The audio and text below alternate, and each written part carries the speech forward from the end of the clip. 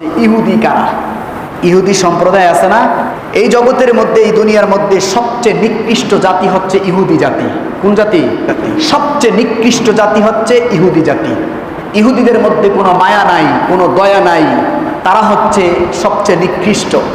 এটা আমার ভাষা না, স্বয়ং আল্লাহ রাব্বুল আলামিন ইহুদিদের এই ব্যবহারের কারণেই তাদেরকে সরাসরি লানত করেছেন, এবং তাদের সময় যেই সমস্ত নবী রাসূলরা ছিলেন তারাও তাদের উপরে লানত করেছেন। বলেন না নাউজুবিল্লাহ। তাদের এক নম্বর খারাপ স্বভাব হচ্ছে তারা স্বয়ং আল্লাহ রাব্বুল আলামিনকে তারা অপবাদ দিয়েছে এবং সরাসরি বেয়াদবি করেছে। বলেন না নাউজুবিল্লাহ।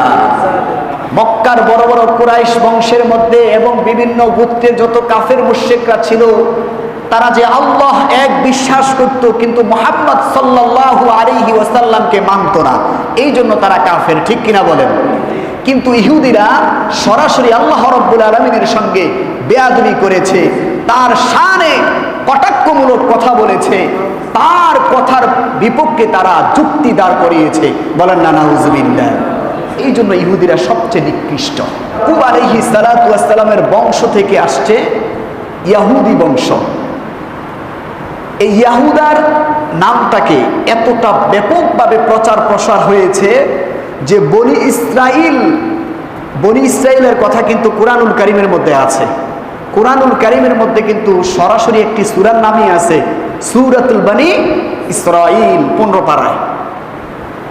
এই বনি ইসরাইলের এই গুরুত্বটাকে এক কথায় এখন সবাই আমরা ইহুদি হিসাবে চিনি। এই ইয়াহুদা থেকে আসছে ইহুদি। এই ইয়াহুদার পরবর্তী বংশধর যারা ছিল তারা সকলেই ইহুদি ধর্ম অবলম্বন করত, স্বয়ং আল্লাহ রাব্বুল আলামিনের সঙ্গে তারা যুদ্ধ করত, তার কথার বিপক্ষে তারা যুক্তি দ্বারা করাতো। বলেন না নাউজুবিল্লাহ।